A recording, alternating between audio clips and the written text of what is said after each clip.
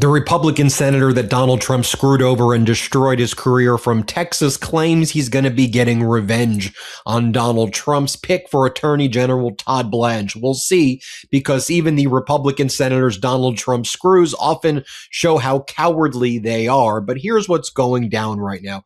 You have Senator Cornyn of Texas. Remember, Donald Trump endorsed Cornyn's primary opponent, Ken Paxton, that crook, beating the MAGA Republican Cornyn. Cornyn, a former Supreme Court justice in Texas, a former top prosecutor in Texas, a former top judge in Texas, before becoming a United States senator who, while weak and cowardly and spineless and MAGA, was not MAGA enough, but he was asking some pretty good questions. Remember, I highlighted the questions that he was asking of Todd Blanche during Todd Blanche's confirmation hearing, specifically about the so-called settlement agreement between Donald Trump and his individual capacity and the Department of Justice regarding this slush fund for the January 6th insurrectionists and a super pardon that would prevent Donald Trump from being audited personally forever, basically from the date of the agreement going back, for his taxes. Like, you don't have to pay your taxes, Donald, because you sued the government for $10 billion, the Treasury Department and the IRS. And now we know that the DOJ had refused to put in writing anything at all that they would not be enforcing the settlement agreement, that they would not be enforcing the January 6th fund for the insurrectionists, or that they would not be enforcing the super pardon for Donald Trump that prevents Trump from being investigated, prosecuted, audited for any past tax evasion. Now, Todd Blanche said during the hearing very cagey words like, "We're not going to pursue that," or "We're done pursuing that," or "For at this time, we're not going to be pursuing it." Also, there's different litigation that's been taking place. There was the underlying lawsuit that Trump filed suing the federal government, the Treasury Department and IRS in the Southern District of Florida, which resulted in a federal judge, Judge Williams, making a finding of collusion and improper filing by Donald Trump and Trump's lawyers, working in a collusive way, in a non-adversarial way with the government to come up with this, bogus and effectively fraudulent agreement to begin with that was signed. And then the judge made referrals to different state bar organizations. And, we'll follow up there on what's going on. Then there was another lawsuit filed in Virginia and for injunctive relief to try to block and bar the settlement agreement from taking effect. And then the federal judge there gave Trump and the DOJ an opportunity, basically, okay, just have Todd Blanche do a stipulation saying that the agreement is voided, put it in writing, and then, I don't need to have any court proceeding anymore. I don't need to issue an injunction blocking this agreement and blocking the fund because I have a declaration under penalty of perjury. Put it in writing. And Blanche wouldn't put it in writing. The DOJ wouldn't put it in writing. So Cornyn's cross-examination of Blanche identified the reason why they weren't putting it in writing, because the agreement says that the only way to overturn the agreement requires writing. That unless there is a written instrument that voids the settlement agreement that Trump entered, the agreement remains in effect. So the squirminess, the bad faith, you could call it a lot of other things as well, that Trump and Blanche and the DOJ were pulling is to make an oral representation that the agreement would be voided and that would not be enforced, but not put it in writing. And what Cornyn was able to identify in his cross-examination of Blanche was that Trump still had the ability to, in his individual capacity, to enforce the settlement agreement unless and until there was a writing by the DOJ and Trump voiding the agreement, voiding the settlement agreement. And that's how Trump was going to get around it. And in the future, when Trump didn't pay his tax, if this hypothetically happened, Trump doesn't pay his taxes and then there's an investigation or whatever, Trump will say, I entered into an agreement with the DOJ. Yeah, but Todd Blanche publicly said that it's voided. And he said, and the DOJ said it's not enforceable. The agreement says it needed to be in writing, and no one put it in writing. So it gives Trump that argument to not pay his taxes, hypothetically. And Cornyn was able to kind of pinpoint. We were talking about that here on the MeidasTouch Network, but Cornyn appointed to the loophole by why they didn't want to do any writing. So what Cornyn is saying right now, and what Tillis is saying, remember, Trump also destroyed the career of Senator Tillis, the senator from North Carolina, is Tillis has two demands and Cornyn had basically one. Cornyn's revenge, or Cornyn's demand, is put that in writing that this agreement is void. We want to see it in writing, that the super pardon and that the January 6th fund is voided. And if you do that, then I will agree to have Todd Blanche be the AG. Despite all the ridiculous and unlawful and criminal and hateful and conflict of interest that Todd Blanche has engaged in my opinion, that's what Cornyn says he needs, the writing, something in writing to void the January 6th fund and the super pardon. Tillis says, I want that. Plus, I wanted Blanche to meet with the survivors of Epstein. Blanche met with the survivors of Epstein in a check-the-box way, but tormented the survivors. He was rude, he was abrasive, he was hateful, he further traumatized them. The survivors said this was the worst. He met with us, arms crossed, was mean to us, treated us horribly. That wasn't a meeting at all. So we'll see what Tillis thinks about that. We'll see what Cornyn says, but here's the latest. Cornyn, South Politico is reporting it. Cornyn wants Trump IRS settlement rewritten before voting for Blanche. The Texas Republican drew a red line ahead of a crucial Judiciary Committee vote on Thursday. Cornyn said early this week he will not support Blanche's confirmation as the Attorney General, absent a written modification to the settlement agreement that Donald Trump entered with his own administration. It's the most ridiculous, unfathomable sentence that you even have to say, but such is fascist United States under Donald Trump. Then Cornyn separately said the following regarding any other way that he would support Blanche's nomination. Fake news alert. There is no deal on Blanche nomination. They know what they have to do. Laura Weiss reports standoff between Todd Blanche and Judiciary Republican swing votes is really coming down to the wire.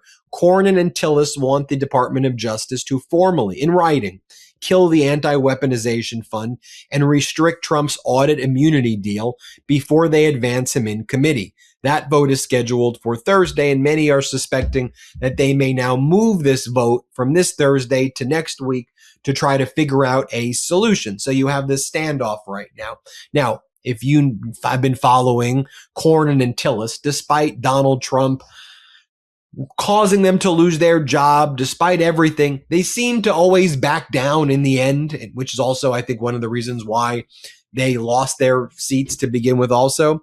But in any event, I want to bring in Harry Littman from the Talking Feds YouTube channel, Substack, and podcast. So Harry, you have John Cornyn right now saying, here's what Blanche needs to do. He needs to put it in writing. I need to see it in writing, or I won't confirm it. You have it has to leave the Judiciary Committee to get to the floor, and any of them could technically kill it in the committee before it gets out of the committee. So what's going on here, Harry? Okay. I want to start, Ben, with what you were just saying, because in some sense, it's mind-blowing. Literally, Trump himself just, decapitated Cornyn only a matter of weeks ago, endorsed Ken Paxton, who the Republican Senate in Texas impeached, is a rogue of the first order. And Cornyn, as you say, is not only this he's very, very Republican to be sure, but he's not only this esteemed resume, he's quite respected in the Senate. The senators, by and large, were really upset that Trump just essentially walked him up to the wall and shot him. And similar with Tillis.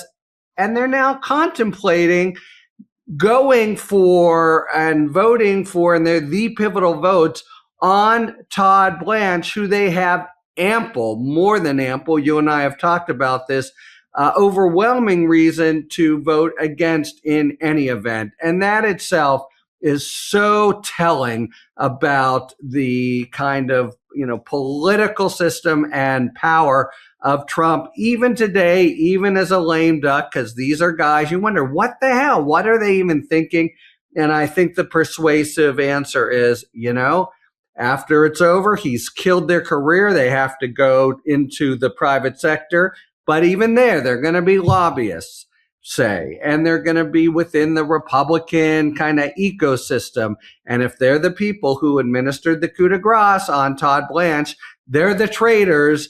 And, at the dinner parties and the cocktails and the lobbying themselves, they'll be on the outs. They'll be ostracized. And therefore, they must be so bitter about it after Trump has totally just skewered them. They looks like are, they can't simply just say, no way will I vote for Todd Blanche. Okay, now let's go back to what you're saying, because you're totally right. Cornyn, in his colloquy, you and I talked about this at the time with Blanche, he made the point that we've been making, but others seem to not notice in this whole kind of nasty, collusive settlement agreement, which is, if you want to pretend it's a settlement agreement, that Trump has done his part by dismissing his completely worthless, phony, baloney, $10 billion, actually worth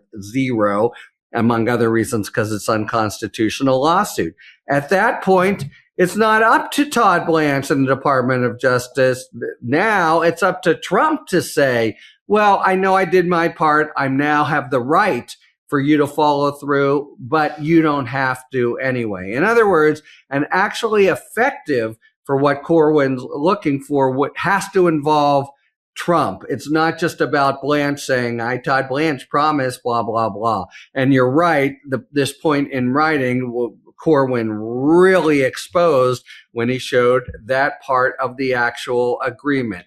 So they're being totally funky and squirrely and wanting to preserve Trump's abilities. It seems to me, if Cornyn draws that line, we saw this with Tillis, right? But it was so much sort of check the box. Tillis said, you've got to meet with them. So he met with them in this very kind of almost offensive, contemptuous way to the Epstein survivors. They came out even more upset than before. He was obviously not, in any way offering the support or interest even of the Department of Justice. But Tillis could say, okay, I can check the box. That's what's happening now, it seems to me, with Cornyn and the administration. They're circling and doing a dance. But if Cornyn eventually says, here's what it's going to have to be, it's that or Blanche goes down, I think they'll do it. In other words, this to me strikes me as preparatory. It sounds like a kind of tough senator talking, but I think it's basically putting the power in the administration to have Blanche voted out of committee, which is the big vote. If either Cornyn opposes or Tillis opposes, he won't get out of committee. But whatever, and I think they will postpone it a week and they'll keep dancing around it. And if Cornyn says, look, this is how it's going to have to be, they don't want to, because they want to have this phony baloney deal that they say is dead, actually be revivable by Trump. But if it's that or no Blanche, I think they'll eventually do at least a check the box way. So that's the sort of kind of almost waltz that we're in. And to me, my main lookout, and I think yours as well, is what a terrible AG choice Blanche would be. And they're ratifying something that, his behavior over the last year that includes bringing prosecutions of innocent people because they're the enemies of Donald Trump.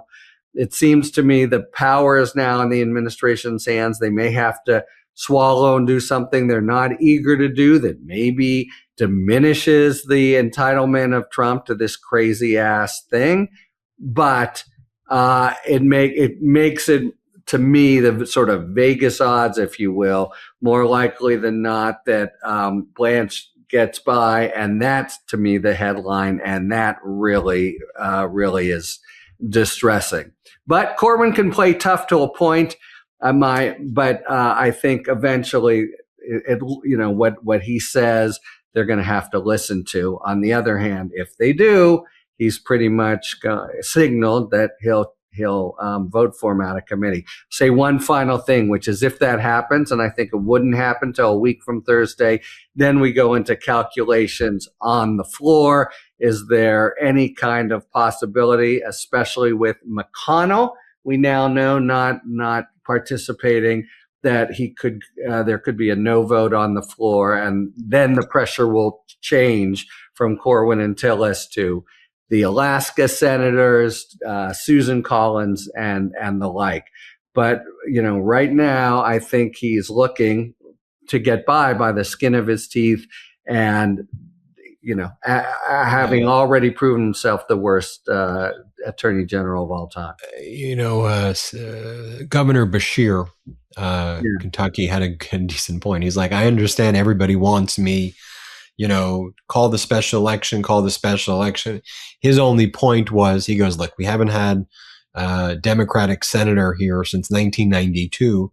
And he said, I hear you. This is his point. I'm not endorsing it. I'm just letting you know what his point is. His point is, but Mitch McConnell's not voting. Wherever he is, whether he's alive or not alive or in a coma or whatever's going on with McConnell, he's not voting. And so having a non-vote could actually be better than a vote, given the dynamic of just the way Kentucky is. And it's a point that he makes, and that relates to this and a lot of Donald Trump's other really terrible legislation. So it's at least food for thought of what the counter side is. And could I chew on it just a little? Because it is effectively, I think if he's out, it could be 3 Dems or 3 votes, not 4 that are enough to defeat. So, in some sense, it's the same. And also the maneuver that everyone wants Beshear. I'm not an expert in Kentucky law, but the maneuver that everyone wants Beshear to pull is, I gather, a little bit tenuous legally, and that could be a whole kind of snarl as well. And look, I'm all for, as everybody knows, pushing people to be as aggressive as they can be. I just think it's worthy of sharing at least what the perspective is. In any event, the undeniable perspective is that Blanche is a menace and should not be anywhere near this position. And, you see with people like Matt Gaetz and others, like those are bad people, and they're bad people. What I think surprised people about Blanche is that he's the worst of the worst of the worst. But people who knew him before didn't see that side of him until he got this taste of power and like, oh my God, you are evil, but you've been sucked into this power vortex, and that's just not the Blanche that we knew, and that's what people who were his colleagues before say about the guy. So in any event, we could have a whole, but let's be very clear. He's as bad as you get, and I'd argue worse than Gaetz, which is saying for that position, and in terms of the damage he's able to, inflict on the people. And he's shown already that he will. They're ratifying what he's done. And you're so right, Adam Schiff, power doesn't corrupt, power reveals. They know who Todd Blanche is, and if they put him in as Attorney General, woe be to them and to us. Everybody subscribe to Harry Litman's YouTube channel. It's called Talking Feds. And when you see a Harry video, put in the comments, Ben says, WTF Harry, because of the MeidasTouch new book, WTF America, comes out in October, but make sure you pre-order it now and tell Harry, I pre-ordered WTF America, Harry. Harry, thank you. Thank you, Ben. Hey, if you want the full story, how democracy got here and how we take it back, pre-order our new book, WTF America, today. Just scan the QR code or click the link in the description. Let's do this.